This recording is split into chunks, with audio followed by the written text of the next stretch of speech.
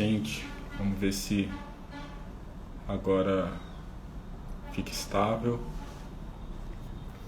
para a gente começar aí o resumo semanal dessa semana, dos principais acontecimentos. Vou só dar um tempinho aí para o pessoal entrar e já vou começar essa semana que foi bem agitada, teve bastante acontecimento, principalmente no cenário global. Então, só dar um minuto e já começar.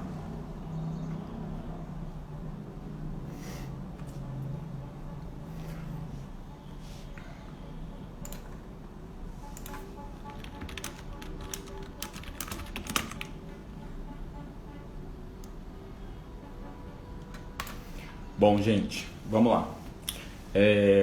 Até para não atrasar muito isso daqui, é um papo rápido mesmo, né? Os principais acontecimentos aí da semana, do cenário econômico, político, o que aconteceu aí que acabou impactando os investimentos, né? E o cenário de investimento como um todo aí, que gerou algum tipo de preocupação para os investidores, né?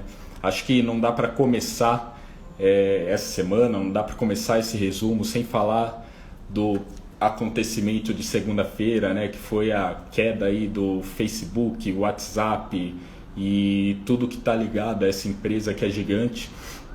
E acho que isso daí serviu mais como um alerta mesmo, né, para a gente ver como a nossa vida está ligada a isso, como a gente depende desses canais aí de comunicação. Então afetou desde da comunicação pessoal até no trabalho de muita gente, né, inclusive no nosso aqui do escritório. Então, esse acho que foi o principal acontecimento logo no início aí da semana, né? Mas a gente teve uma semana aí bem conturbada em relação a risco global, né? Teve desde problema aí da dívida do setor imobiliário da China, que continua sendo uma preocupação, né, para os investidores, até mesmo a crescente preocupação com a crise energética europeia, principalmente relacionada ao preço do gás natural, que impacta tanto, né, na economia europeia, principalmente agora chegando o inverno, já que o gás natural é muito usado nos sistemas de aquecimento, seja residencial, seja comercial, né? E também não tem como não falar do que rege aí a economia mundial, que é os Estados Unidos, né? E a principal preocupação em relação aos estímulos monetários e ao teto de gasto dos Estados Unidos. Mas antes de mais nada, falar aí do principal termômetro da nossa economia mesmo, da economia nacional, que é o relatório Focus, que é divulgado pelo Banco Central toda segunda-feira, e nele passam as principais previsões mesmo dos principais indicadores de mercado, seja IPCA, Selic, para o investidor conseguir ter uma projeção do que nos espera, né, daqui para frente, quando fala de investimento. E no relatório divulgado na segunda-feira, acho que a principal alteração foi o registro aí da elevação do IPCA, da nossa inflação, de 4,12% para 4,14% para 2022. E essa projeção, há um mês atrás, estava em 3,98%. Então isso mostra aí que já está sendo esperada, né, uma inflação maior lá na frente, e a gente está ficando cada vez mais longe da meta, né, de inflação estabelecida aí para 2022, que é de 3,50%. Então vale a pena acompanhar. Dos demais indicadores, PIB, taxa Selic, até a projeção aí de câmbio, continua tudo estável, que eu quero dizer continua dentro das projeções, dentro do que já estava antes nos outros relatórios.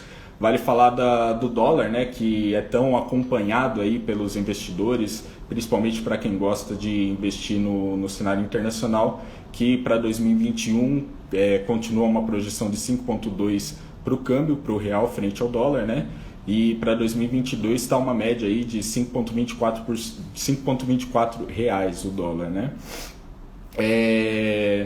Essa semana também foi muito falado, muito discutido em relação à tensão, em relação ao teto de gastos dos Estados Unidos, e isso gerou muito estresse no mercado, porque o teto de gastos, se os Estados Unidos de repente estoura o teto de gasto, isso pode gerar calote pode enfraquecer uma das principais moedas, né, que a gente tem, uma das principais não, a principal moeda que a gente tem na economia mundial e levaria aí a uma recessão tanto dos Estados Unidos quanto mundial, por isso que era uma preocupação muito grande e foi muito discutido, teve muita tensão durante a semana, mas graças a Deus no final dessa semana teve uma negociação e foi acordada aí essa dívida, né, o teto da dívida dos Estados Unidos para 480 bilhões de dólares. E isso aí o Tesouro do país estima que esse valor é suficiente para garantir uma solvência do país até dezembro, até dia 3 de dezembro, o que é ótimo. Então a gente tem esse respiro, tem esse prazo aí para os Estados Unidos conseguir continuar estimulando a economia e continuar não estourar esse teto de gastos, né, que teria um impacto tão grande na economia mundial. Também o que foi muito acompanhado e que vem sendo uma preocupação é a crise energética da Europa mesmo, muito atrelado ao gás natural, que em 2 dias teve uma alta de 60% na semana, né? Então gerou um estresse muito grande. Isso se dá em um cenário que estamos chegando próximo aí ao inverno europeu e o gás natural é muito usado para os sistemas de aquecimento, seja residencial, comercial, europeu, né? E aí isso teve uma causa muito ligada à diminuição da distribuição de gás natural pela Rússia, né, para a Europa. E no meio da semana o presidente da Rússia, né, o Vladimir Putin, ele fez uma divulgação que vai ajudar a melhorar essa distribuição de gás natural para a Europa, e só esse comunicado dele, esse ato de divulgando que vai dar essa ajuda para melhorar essa distribuição, para amenizar essa falta de gás natural que estava na expectativa aí na Europa, já deu uma arrefecida nos preços, já deu uma normalizada nesse cenário, né? Então isso também foi uma boa notícia mais agora para o final da semana. O Banco Central Europeu também, falando de Europa, né, que agora que está começando a retirada de estímulos emergenciais, também está planejando aí um novo programa, né, de compra de ativos. E aqui se dá isso se dá uma injeção de liquidez na economia europeia, o que era uma grande preocupação, tirar os estímulos que vinham sendo dados por conta da economia, da pandemia, podia gerar essa falta aí de liquidez, né, e de repente uma recessão, mas essa também é uma notícia muito boa em relação aos próximos meses, aí, em relação à Europa, né, e também teve uma retomada. Falando Estados Unidos e China, que sempre teve essa tensão, essa negociação, são 2 países gigantes, né, que qualquer coisa que aconteça em qualquer um desses 2 países acaba impactando o restante da economia. Eles retomaram aí as negociações comerciais entre Estados Unidos e China, seja negociações agrícolas, energéticas, industriais que eles têm, e está sendo muito positivo, né? Então vem conseguindo firmar essas negociações entre os 2 países e com isso conseguir garantir aí um aumento da importação desses insumos entre Estados Unidos e China, né? Falando de Brasil, no cenário nacional, durante a semana, a principal discussão que teve foi em cima do ICMS, o ICMS em cima do petróleo, em cima da gasolina, né, que vem tendo aumentos tão grandes. O governo vem trabalhando para tentar conter esse aumento nos preços, e essa é uma discussão que ainda não chegou ao fim, mas que foi acompanhada aí pelos investidores durante a semana. Hoje, sexta-feira, a gente teve a divulgação do IPCA, que é a nossa inflação, que subiu para 1,16% ao mês em setembro.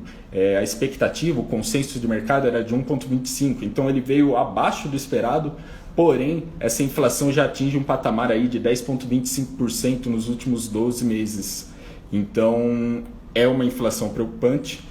E até mesmo o presidente, o Roberto Campos, presidente do Banco Central, ele já disse que a inflação, já tinha sinalizado que a inflação teria esse pico em setembro, mas que iria começar a desacelerar gradualmente e que o trabalho ia continuar sendo feito para conter essa inflação, essa desvalorização que a inflação impacta aí em relação à nossa moeda, né? E que é uma preocupação no cenário mundial como um todo. Além disso, a Petrobras anunciou um reajuste no preço da gasolina, falando de ICMS, falando de discussão sobre conter preço da gasolina. Esse reajuste vai ser de 7,2% e de gás de cozinha vai de R$ 3,60 para R$ 3,86, né? E fora isso, hoje também teve no cenário americano a divulgação dos dados da folha de pagamento dos Estados Unidos, que vieram abaixo da projeção do mercado. Teve uma divulgação aí que os Estados Unidos criou 194 mil empregos em setembro, o esperado era 500 mil, veio bem abaixo do esperado, e com isso tem uma expectativa aí de começar essa redução dos estímulos, o tapering, que vem sendo tão comentado no mercado também. Tá? Falando mais diretamente do que aconteceu na Bolsa, aqui a Bolsa fechou próximo dos 113 mil pontos, então ela começou a semana, teve bastante queda na semana, bastante volatilidade, chegou a bater aí a casa dos 108 mil pontos, mas conseguiu se recuperar e hoje teve uma alta bem considerável e conseguiu voltar aí para os 113 mil pontos, próximo ao que fechou a semana passada, na sexta-feira. Alguns economistas fizeram uma relação aí em relação à inflação que veio abaixo da expectativa do mercado e empresas principalmente que se beneficiam de uma Selic mais baixa, mais reduzida, né, que é o impacto direto que tem um arrefecimento da inflação. Por exemplo, o setor varejista pode vir a se beneficiar e por isso que teve essa alta nos preços de algumas empresas, da maioria das empresas no cenário da Bolsa, né, brasileira. Falando para o investidor conservador, todo resumo semanal vem sendo falado, todo mundo que vem aqui fala um pouco também do cenário de renda fixa, que o prêmio da curva de juros nos últimos tempos está muito alto, tem investimentos aí, CDBs, por exemplo, pagando 12%, 13%, mais de 1% ao mês, né? E esse prêmio da curva de juros, principalmente hoje, deu uma diminuída, né, em relação ao que estava. Então a gente já enxerga uma redução desse prêmio e a expectativa é que esses prêmios de ativos de renda fixa comecem a diminuir, a voltar em patamares normais. Então por isso que é tão importante procurar o assessor, aproveitar esse momento para não perder o timing aí, porque tem coisa muito boa. Falando da Bolsa, da mesma forma. Tem muita oportunidade, muita empresa ainda bem descontada e oportunidade de a longo prazo aproveitar esse momento de instabilidade no cenário nacional e internacional para fazer boas compras na Bolsa e aproveitar aí um bom momento de retomada de longo prazo. Então o cenário está muito positivo, seja para o investidor mais conservador, seja para o investidor agressivo e até para o investidor que tem aquela carteira equilibrada entre os dois. Terminando, bom, é isso que eu queria passar. Vale ressaltar que qualquer dúvida, qualquer coisa, é só chamar o pessoal aí da RV4, que qualquer assessor consegue atender e tirar dúvida, ajudar a montar a carteira, rebalancear a carteira para o cenário que a gente está passando, né? Também a RV4 disponibiliza diversos canais para o investidor se manter informado. É só entrar lá no Instagram, tem um link onde consegue acessar desde o Telegram. A gente tem um canal da Economia Sem Mito, que tem diversos cursos e videoaulas explicando sobre diversos assuntos de investimento. Para o investidor que é mais curioso, que quer se inteirar, quer se informar, vale a pena entrar lá e conferir, tá certo? Um bom fim de semana, semana que vem tem feriado, né, terça-feira, então um bom fim de semana para todo mundo e até mais. Tchau, tchau.